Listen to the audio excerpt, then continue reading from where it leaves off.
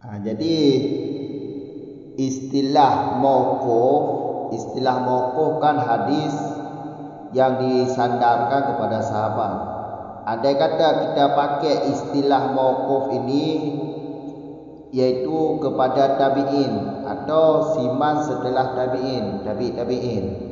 Maka kalau kita pakai istilah mauquf kepada tabi'in, maka mesti ada kait dengan mereka tabi'in.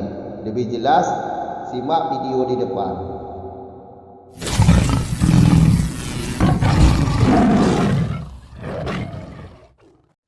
Bismillahirrahmanirrahim. Alhamdulillahirabbil alamin, wassalatu wassalamu ala Rasulillah, amma ba'd.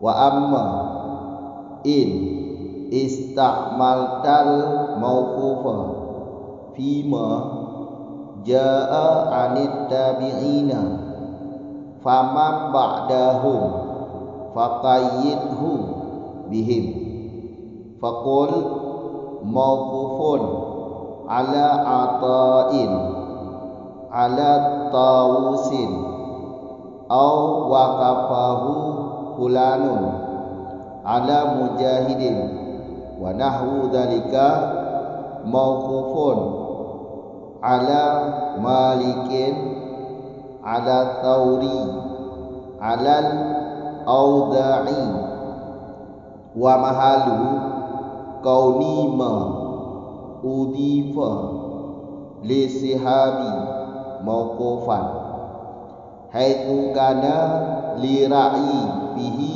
majalun fa in lam yakun lil ijtihadi fihi majalun zahirun fa huwa marfu'un wa in ihtamala ahdu sahabi lahu an ahlil kitabi tahsinan lidzanni bihi. Dan adapun jika engkau pakai akan kata mauquf pada yang datang ianya dari tabi'in, maka siman yang ada ianya ba'dahum setelah mereka tabi'in, faqayyid maka kait olehmu akan dianya bihim dengan mereka tabi'in, maka siman ba'dahum. Faqul maka katakan olehmu mauquf di atas ata'in, di atas tawis, atau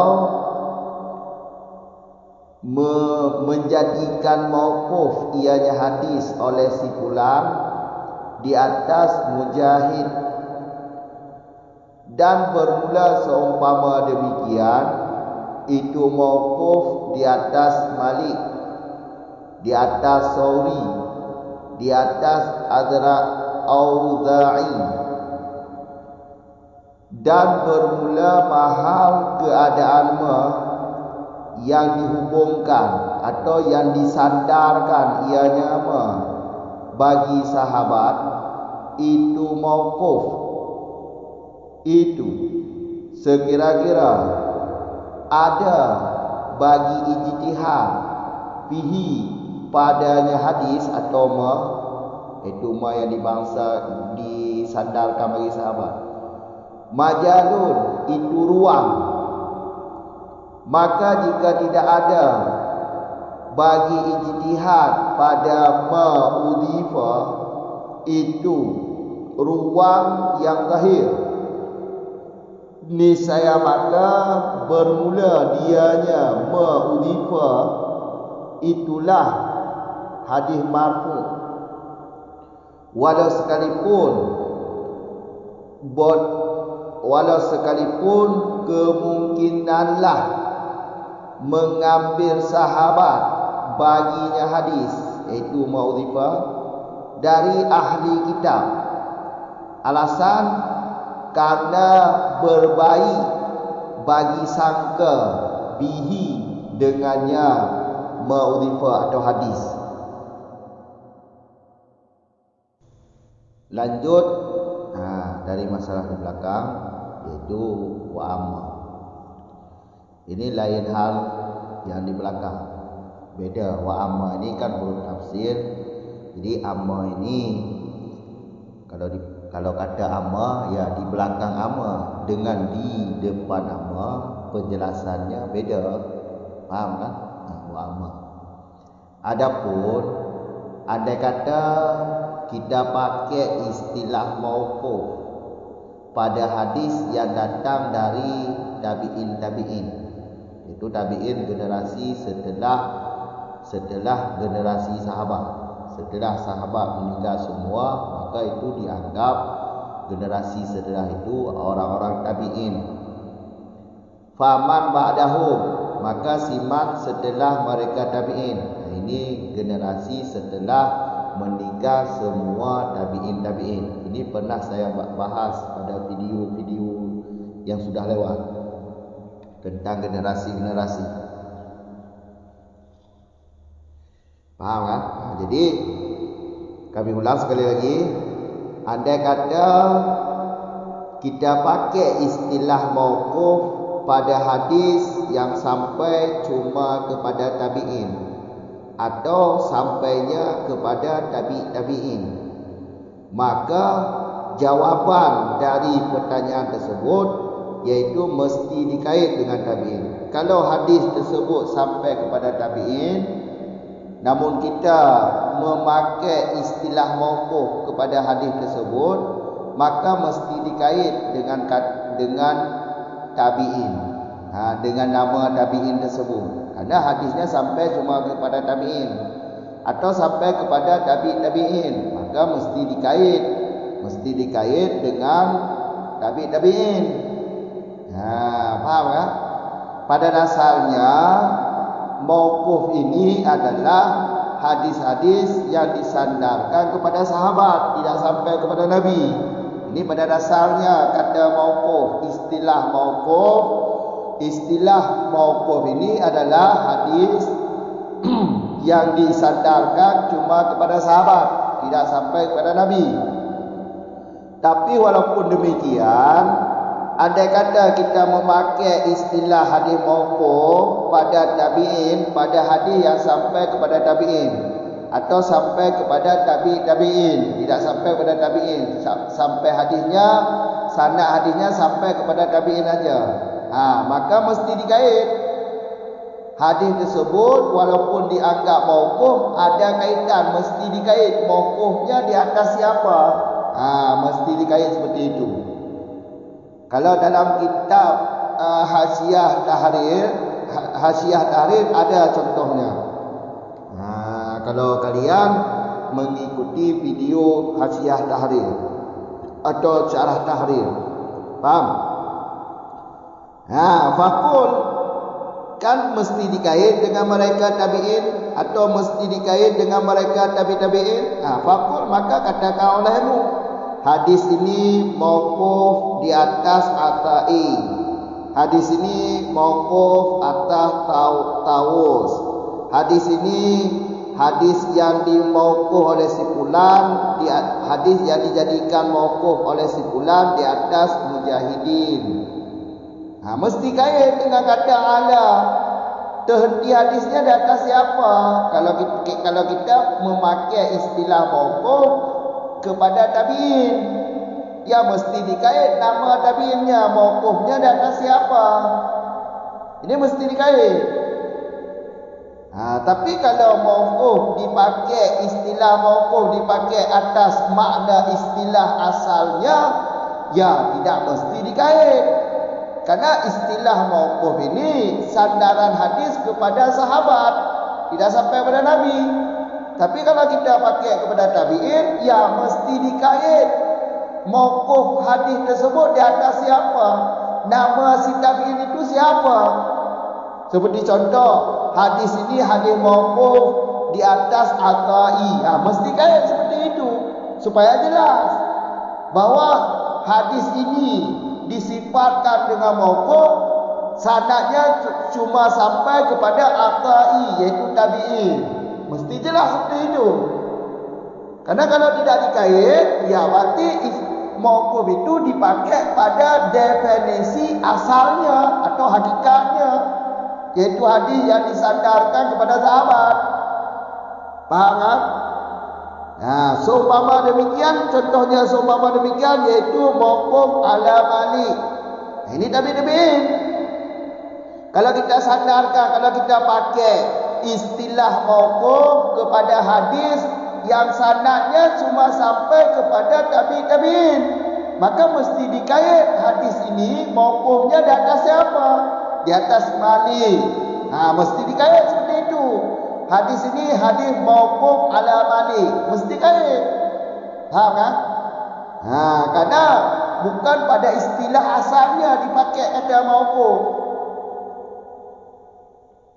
Insya-Allah faham, insya-Allah faham. Jadi kami ulang sekali lagi. Pada dasarnya istilah mauquf ini adalah hadis yang disandarkan kepada sahabat, tidak sampai kepada Nabi, baik perkataan atau perbuatan atau ketetapan Nabi. Faham kan? Namun ada kata mauquf, istilah mauquf dipakai kepada tabi'in atau kepada tabi'in, maka wajib dikait kata tabi'in. Wajib dikait hadis ini terhentinya di atas tabi'in. Nama tabi'in itu mesti ditulis mauquf ala Atha'i atau mauquf ala Malik. Kemudian kita lanjut ke depan. Wa mahalu qaulu. Dengar baik-baik. Keadaan, coba kita jelaskan dulu kaitnya, yaitu mutailihnya. Qauli ini kan nok ke-10 dalam awamil, iaitu keadaan hadis yang disandar bagi sahabat. Ini bermakna hadis, matan hadis. Keadaan hadis yang disandarkan bagi sahabat adalah mauquf. Ini istilah ini atau keadaan ini, hadis yang disandarkan kepada sahabat adalah hadis mauquf. Ini mahalnya di mana? Sekira-kira atau dianggap apakah mutlak itu yang namanya hadis disandarkan kepada sahabat secara mutlak dinamakan hadis mauquf? Oh tidak. Jawabannya tidak. Mesti dipertempatkan dulu. Wa mahalu, yaitu sekira-kira ada ruang majalun. Ini sudah dibalik-balik ini. Isim diletakkan ke depan majalun, isim muakhar, sedangkan di ra'i adalah khabar yang didahulukan. Faham kan? Baru hadis dianggap, hadis yang disandarkan bagi sahabat dianggap hadis mauquf. Ini sekira-kira ada ruang untuk berijtihad. Ada ruang untuk berijtihad. Karena hadis tersebut kan disandarkan pada sahabat. Ya mesti ada ruang untuk berijtihad. Faham? Fa in lam yakun li ijtihadi bihi majalun zahirun. Ada kata tiada ruang yang zahir untuk berijtihad pada hadis tersebut, maka hadis itu bukan hadis mauquf tetapi hadis marfu'. Kalau tidak ada ruang yang zahir untuk berijtihad tentang hadis tersebut, maka hadis tersebut hadis marfu', bukan hadis mauquf. Berarti langsung tersambung kepada Nabi. Hadis yang tersambung kepada Nabi, ya tidak ada ruang untuk ijtihad. Tapi kalau ada ruang untuk ijtihad, berarti ini hadis mauquf. Faham kan? Jadi mahal keadaan hadis yang disandarkan bagi sahabat adalah hadis mauquf. Ini sekira-kira ada ruang untuk ijtihad pada hadis tersebut. Karena yang namanya disandar kepada sahabat, kalau sampai langsung kepada Nabi, ini tidak ada ruang untuk ijtihad lagi. Maka dianggap hadis marfu', bukan hadis mauquf. Faham kan? Ha. Wa in ihtamala, meskipun ada kemungkinan sahabat ini mengambil hadis tersebut dari ahli kitab. Ini bukan ahli kitab, bukan pengarang kitab hadis ni, ahli kitab, orang-orang dahulu. Meskipun ada kemungkinan perkataan sahabat diambil dari perkataan itu hadis yang dikatakan oleh sahabat, ada kemungkinan mereka mengambil dari ahli kitab. Walaupun sedemikian, tidak ada masalah. Yang penting ada ruang untuk ijtihad, maka hadis tersebut hadis mauquf. Kalau tidak ada ruang yang zahir untuk berijtihad pada hadis tersebut, maka hadis tersebut hadis marfu, bukan hadis mauquf. Alasan tahsinan li zanni bihi, berbaik sangka walaupun ada kemungkinan para sahabat mengambil hadis tersebut dari ahli kitab, ya walaupun sedemikian untuk berbaik sangka, faham kan? Untuk berbaik sangka dengan hadis tersebut yang diambil oleh sahabat, untuk berbaik sangka lah. Faham kan? 3 tu kamu ulang surah lagi ni. Wa amma. Yang berarti tu ahli ke dengan tu ahli ke amma beda. Memang lagi apa faedah amma. Ke. Tegolah lu lanjut lu ulang tadi kot dah baca mangak mengkait. Jadi hadis mauqufnya adalah hadis-hadis yang disandarkan atau yang dihubungkan kepada sahabat, hanatu kepada Nabi. Yang gekun hadis mauquf, baik hadisnya dari perkataan Nabi atau perbuatan Nabi atau ketetapan Nabi.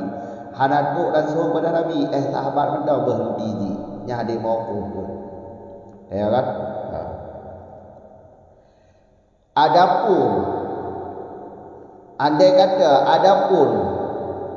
kata kita tak pakai hadis mauqufnya, tak pakai ji bab hadis-hadis yang datang di bab tabi'in, hadis yang truk tabi'in, sanad ji truk tabi'in. Kamu kan? Atau man ba'dahu, timan setelah tabi'in, iaitu tabi'in. Munyo tak pakai istilah kata mauquf bab hadis yang truk cuma ke tabi'in atau truk cuma kepada tabi'in, faqaidhu bihim, maka kaitlah dengan kata mereka tabi'in, atau kaitlah hadis tersebut dengan kata man ba'dahum, iaitu tabi'in. Mesti kait. Dah, menyo kata kait kiban takun fakul, maka katakan olehmu hadis tersebut mauquf ala Atha'i. Kamu kan? Atau hadis tersebut mauquf ji hadis tersebut hadis yang dijadikan mauquf di sepulan di ada mujahidin. Mesti kait lagi kan? Kamu kan? Yang ada taus, ada taus senior, nyo berarti jedat tekedi wata. Kamu kan? Jadi pada kait munyo istilah hadis mauquf, kata pakai kepada tabi'in sampai sanad tabi'in atau sampai sanad kepada tabi'in. Nya hadis tersebut mesti kun kata haji mauquf ala Atha'i. Nya taklah sama contoh. Hana mesti Atha'i, pokoknya nama tabi'in. Kamu kan? Nya taklah sama contoh itu. Yang lain kau tabi'in lain. Yang lain Hasan Basri. Berarti kait ada Hasan Basri. Hadisnya hadis mauquf ala Hasan Basri. Kamu kan? Lagi yang kait. Pakai kait. Punya kata pakai hadisnya kepada tabi'in, kata sandarkan mauquf kepada tabi'in, maka kait dengan nama tabi'in. Punya kata pakai hadisnya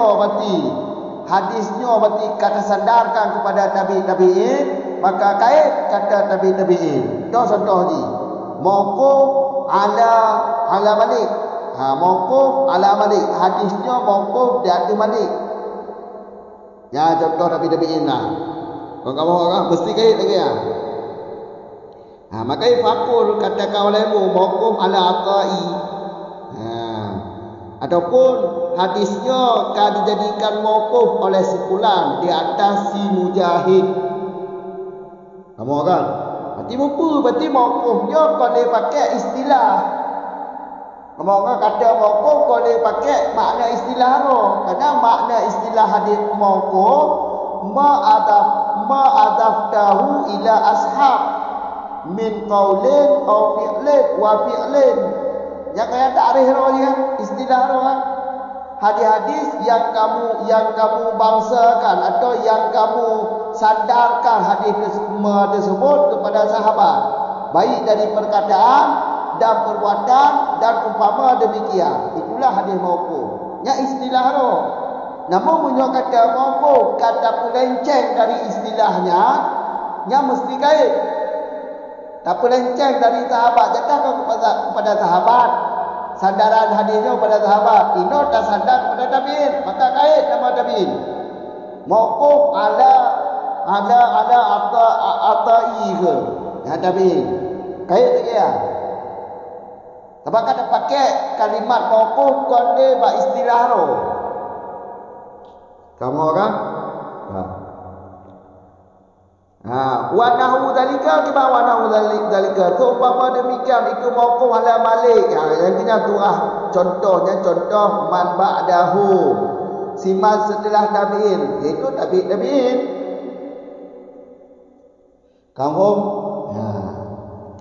beka tuah lagi wa mahalu qawni ma udhifa li sahabi mauqufan. Cara tuah ni lagi nak tuah baru ni. Keadaan yang hadis sudah kelek mama. Kamu orang. Tuah itu hadis kamu orang. Keadaan hadis yang tersandarkan ke sahabat adalah mauquf. Kayak kan? Ya, keadaan hadis yang tersandarkan kepada sahabat adalah hadis mauquf. Hadis mauquf kalau tersandarkan kepada sahabat, kemahalnya pak mahalnya ataupun kiban mufti baru rukun mauquf tu mutlak. Haji mutlak itu gekaya sekira-kira apa? Sekira-kira bagi ijtihad bak hadisnya itu mujalun ke majalun, itu ruang. Kagak balik yo. Nyata tukar lagi yo lebih semangat. Tak balik tak akas kamu orang. Lagi yo semangat tak tukar. Baru dianggap hadis yang gesandar ke sahabat, baru dianggap hadis mauquf yang benar ruang untuk ijtihad bak hadisnya. Benar ruang untuk ijtihad bak hadisnya. Yang namanya hadis tersandarkan pada sahabat. Kalau langsung pada Nabi, nyobat kepada Nabi, hanya ruang dia untuk ijtihad. Langsung qat'i juga kamu orang. Tapi kata buat Nabi, nyok kepada sahabat, maka mesti ada ruang untuk ijtihad. Yang kehina baru rukun hadis yang disandarkan kepada sahabat dianggap hadis mauquf. Yang kena cara ni benar ruang berarti benar ruang ijtihad bak hadisnya. Baru je dah pegang hadis yang mauquf. Fa'il lam yakun, yang mafhum kebalikan. Andai kata hanya ruang yang lahir untuk ijtihad bak hadisnya, maka hadis mauquf. Hadis marfu nanti. Hanya ruang untuk ijtihad hadis langsung kepada Nabi. Ijtihadlah barang kata kepada Nabi. Hanya berarti hadis marfu. Makanya menyohada ruang yang lahir untuk ijtihad hadisnya, maka marfu hadisnya. Matan hadisnya ditiput dengan nama marfu. Menyonda ruang untuk ijtihad, hanya berarti matan hadis tersebut ditiput dengan nama mauquf. Kamu wa in ihtamala, walaupun kegayah dah, walaupun ada kemungkinan sahabatnya gecok hadisnya dari ahli kitab, walaupun ada kemungkinan lagi ya. Karena untuk pegat sangka, untuk memperbaiki sangka dulu. Karena sahabat kau orang hadisnya, sahabat orang hadis dulu. Jadi mesti harus berbaik sangka, wajib akan berbaik sangka dengan sahabat. Tabak nama sahabatnya berarti sahabat bandung adil. Ada yang maksud sahabat. Ya, kamu kan. Hanya bukan sahabat maksud. Wajib yakini sahabat adil, orang adil. Kamu kan. Untuk berbaik sangka, walaupun kemungkinan sahabatnya gejok di bawah ahli kita, terserah. Karena untuk pergatan. Ahli kitab kon kita hadis Kerana kemungkinannya sahabat gecok daripada kata yang lain. Kata kon dari kata Nabi. Genakal gecok dari ahli kitab. Ahli kitab yang kon awal-awal. Kamu kan. Kon kita hadis punya ahli kita hadis ya. Pada Imam Bukhari, Imam Muslim. Makanya kau ahli kita hadis Pak kena nasi. Nyawa apa kena Imam Bukhari mentang berkena tak setuju dengan sahabat. Kamu agak golong ni awak. Maka ji walaupun kemungkinan mati sahabatnya mati gecok dari ahli kitab, kemungkinan lagi ya. Tetap menyona ruang untuk ijtihad. Hadisnya ketiput dengan nama mauquf, menyohana ruang untuk ijtihad. Hadisnya ketiput dengan nama marfu. Habis tuan. Kaji tenang. Assalamualaikum warahmatullahi wabarakatuh.